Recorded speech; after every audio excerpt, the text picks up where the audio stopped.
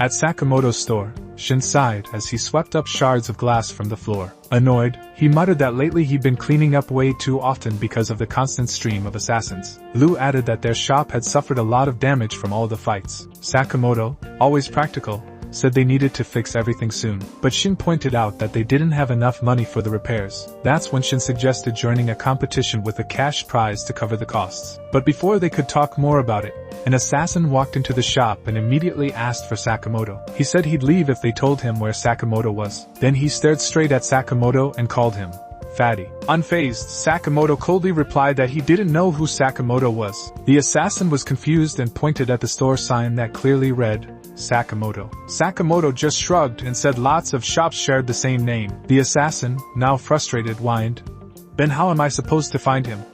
When Shin read the assassin's mind, he realized it was completely filled with thoughts of food. The assassin then explained that an old lady outside the store had told him Sakamoto was in here. Shin, irritated, insisted there was no Sakamoto around. He even exaggerated, saying there were over 200 million shops named Sakamoto worldwide. The assassin gasped, 200 million? Before breaking into tears, admitting he didn't even have money for breakfast. Moved by his pitiful state, Sakamoto, Shin, and Lu gave him some food. The assassin thanked them sincerely before heading off to continue his search for Sakamoto. As he left, they waved him off, saying he was welcome to come back anytime. Shin turned to Sakamoto and sighed. "I can't believe assassins that dumb really exist," Sakamoto simply replied. "There are plenty, and they're not getting any smarter."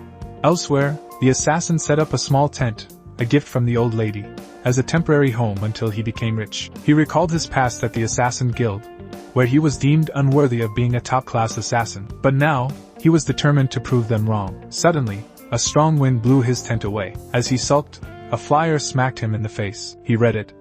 Competition. Grand prize, 1 million. His eyes lit up with hope. At the competition arena, Shin and Sakamoto arrived and were impressed by the massive setup. They picked up communication devices for the event. Lu showed up to cheer them on. Shin asked why Lu wasn't joining, but Lu just crossed her arms and said the whole thing was silly. Shin reminded her that they needed the money to fix the store. Suddenly, the same assassin from earlier appeared, this time with his pet bird. A competition staff member stopped him, saying he couldn't enter without a team. He pleaded to join.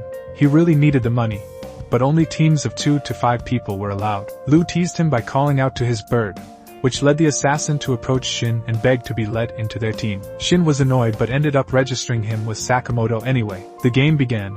It was a paintball-style battle in a city street, and afterward, all participants had to help clean up. Shin laughed. "This actually sounds fun," Sakamoto replied dryly.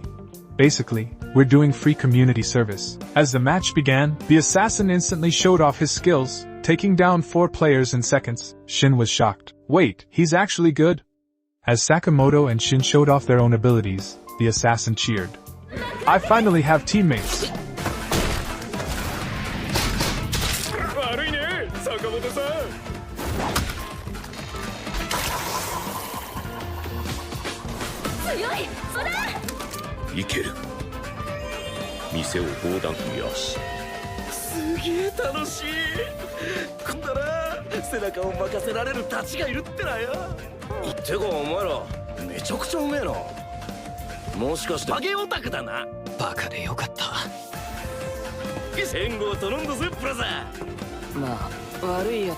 But when Lu cheered them on from the sidelines, the assassin froze. He realized Lu knew Sakamoto and began comparing a photo of his target with Sakamoto's face. Lu explained, "He used to be slimmer, but look at the glasses, and the hair." Before he could fully process it, Shin pulled Lu away, but the assassin had already made up his mind. "There's no way this isn't Sakamoto." He smiled and suddenly aimed his weapon at Sakamoto, but before he could shoot, another team attacked, forcing everyone to scatter. The assassin called to his bird, which dropped a new weapon. He fired and managed to injure Sakamoto, though not seriously. Sakamoto stayed calm but warned Shin that the assassin was a sniper.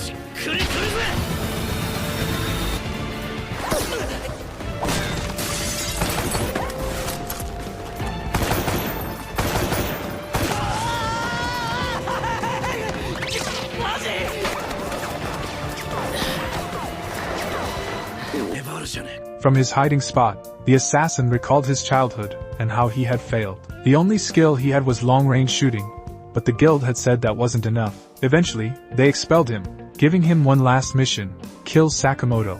His final chance to prove himself. As he fired a special ricochet bullet, Sakamoto immediately recognized that it was designed to bounce unpredictably. Shin tried to talk to the assassin through the comms.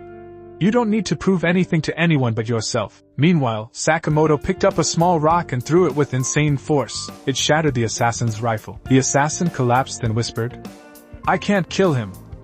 He's too strong. The competition ended. The winner, Team Sakamoto. They celebrated their victory while the assassin sat in a corner, crying, I failed. I couldn't even land a proper shot. Sakamoto walked up to him and said, Don't say that. You're incredibly skilled. One of the best snipers I've ever seen. Shin tossed him a small cut of the prize money. The assassin frowned. This is it? Shin smirked. Considering how much damage you caused, that's fair. Back at the store, Sakamoto's wife greeted him with a smile, and immediately used the prize money to help clean up the city. She laughed and said, What matters is that you came back safe. Still curious, Shin asked. How did you two even meet? Sakamoto's wife said they first met at a small store, and Sakamoto fell in love at first sight. When Shin asked what made her fall for him, she smiled. He had the kindest heart I'd ever seen, Shin joked. That's not the only big thing he has. Sakamoto's eyes narrowed. He imagined stabbing Shin in the neck with a knife. Shin clutched his neck in shock as Sakamoto's voice echoed in his mind. Stop reading my wife's thoughts. Sakamoto and his wife arrived at their daughter's school to take pictures of her in the classroom. While Sakamoto focused on capturing the moment, his wife Lei smiled, expressing her joy at being there. She mentioned that she had left the store under the care of Shin and Lu. Meanwhile, at the store, Shin and Lu were in the middle of a heated argument. Shin was irritated with Lu for continuing to wear her store uniform and complained about always being the one left to do all the work. Lu remained unfazed and dismissive of his complaints. Their bickering intensified until it was interrupted by the arrival of a mysterious assassin who entered the store under the pretense of buying pork. The tension escalated, leading Lu to throw pastries at Shin, and eventually, Shin stormed out of the store. Outside, Haisuk watched the confrontation unfold and questioned Lu's inaction, but she remained silent. The assassin, unbothered, made a sarcastic comment about the pastries on the floor before Lu ordered him to leave. As Shin walked through the city, Lu's words continued to echo in his mind, making him reflect on how his abilities might affect others more deeply than he realized. Back at the store, Lu was soon confronted by a group of strangers who mistook her for Shin due to the name tag on her clothes. Without warning, they abducted her. During the ride, the group's leader, Tanaka, scrutinized an old photograph of Shin, noting how different he looked now. One of the members, Seba, suspected they had taken the wrong person, but Tanaka insisted otherwise, citing Shin's history as the only successful subject from a secret mind-reading experiment. Tanaka doubted anyone could truly care about someone like Shin, provoking Lu into defending him with a punch. Later, Shin returned to the store to make amends, only to find it in disarray with Lu missing. Sakamoto and his family arrived shortly after, and upon seeing the mess, Sakamoto tracked Lu using a device hidden in her uniform. Meanwhile, Tanaka began to regret the mistake, and Seba questioned the plan's logic. In the getaway car, Lu blamed herself for the argument, and her current predicament. Suddenly, a motorcycle approached at high speed. Sakamoto and Shin had arrived. Tanaka recognized the real Shin, and ordered his men to attack. A chaotic battle ensued involving motorcycle-riding gang members.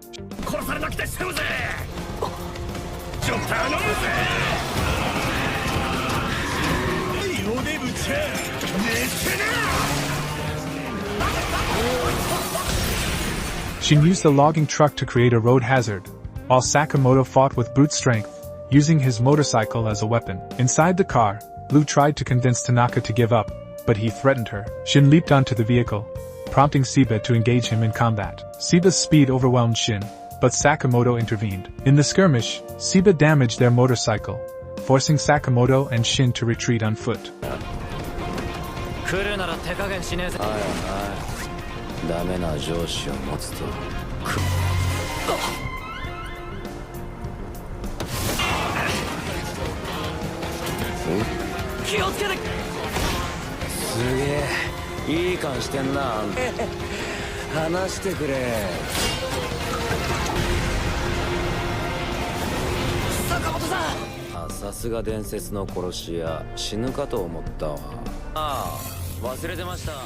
During a moment of calm, Shin revealed the origin of his powers and the lab he had escaped from. They traced Lu's location to a museum that served as a front for the secret lab. Inside, they found oddities and traps, including armed bear robots and a robotic dinosaur. Together, they disabled the threats and continued deeper into the facility.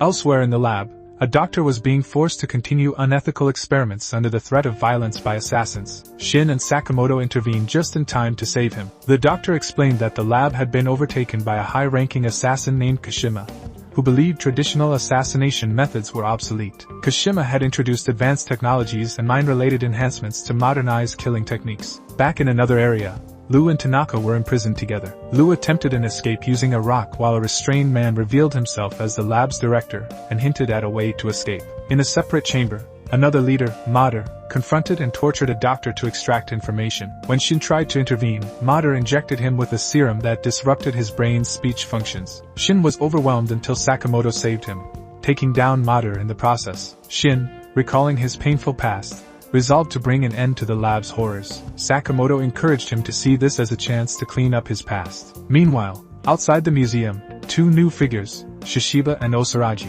arrived. Sensing the deeper mystery tied to the lab and the figure known as Slur, they entered, unaware of the chaos hidden beneath the surface.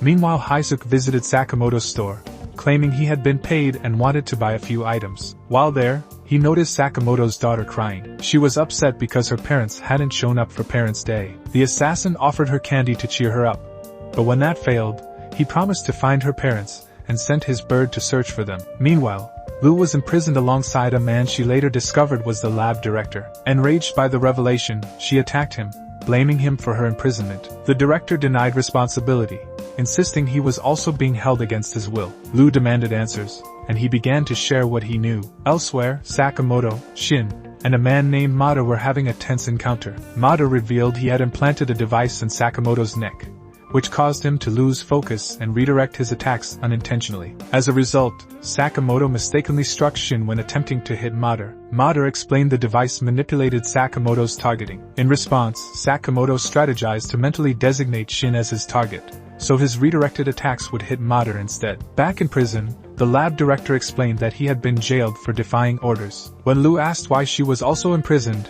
he admitted he didn't know her and had likely mistaken her for someone else. Shin. Upon realizing this, Lu became furious and attacked him again. The director then recognized the name Shin and revealed he was responsible for granting Shin his mind-reading ability. He recounted Shin's past, how he had been difficult to manage and had dietary restrictions due to his physiology. The director recalled how Shin would only drink juice and how they developed a bond over time. He had once conducted an experiment meant to enhance human abilities, which Shin accidentally consumed. Although the substance initially seemed ineffective, it later resulted in Shin developing the ability to read minds. Following this transformation, Shin became alienated from others, who feared his powers. Though the director promised to develop an antidote, Shin refused, saying he was content with who he had become. Eventually, Shin left the lab, feeling betrayed and abandoned. The director, burdened by guilt, returned to his superiors and admitted he no longer had the right to face Shin. Lu, having lived and worked closely with Shin, reassured the director that Shin actually valued his power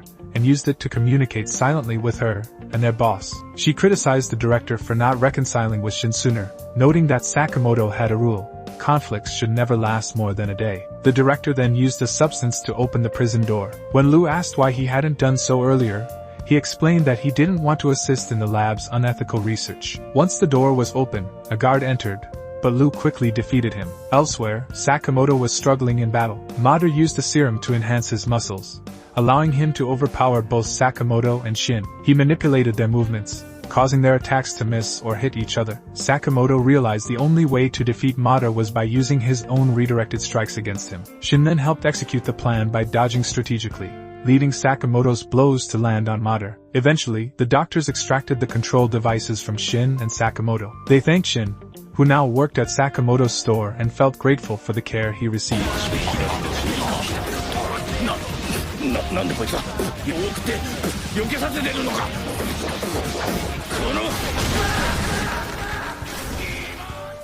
Shin joked about having dodged Sakamoto's punches, which annoyed Sakamoto, especially when Shin commented on his weight again. Despite the tension, they continued their mission to rescue Lu. As they advanced, Sakamoto warned Shin about a dangerous fighter affiliated with his former organization, someone capable of eliminating 10 elite members in seconds. Their journey was interrupted by a pitfall trap, but Sakamoto managed to save Shin in time. Meanwhile, the boss of the organization, accompanied by his subordinates Aniga and Takamoto, declared his indifference to fighter types so long as he had those two with him. In another location, Shishiba and Osaraji encountered the boss. Shishiba accused him of violating the organization's ethics by abducting innocents and building weapons. After exchanging threats, Aniga and Takamoto were ordered to attack. Osaraji swiftly decapitated them both. The boss mourned the fallen men, claiming they had families, but then readied himself for battle. Shishiba confronted him and, after an intense exchange, managed to defeat him. However, the boss revealed he also had cybernetic enhancements. At that moment, Sakamoto fell from above, crashing onto the boss and temporarily stopping him. Sakamoto reunited with Shishiba, who introduced Osaraji. The boss, recovering, recognized Sakamoto and referenced a past injury inflicted by him. He then prepared for another round of battle, now more heavily armed than before. Elsewhere, Shin was searching for Lu but was ambushed by Siba, an assassin sent to eliminate or capture him. Shin attempted to read Siba's mind but struggled to predict his movements. Siba landed several attacks, taunting Shin. Eventually, Shin marked Siba's clothing, allowing his bird to target and eliminate the assassin with precision.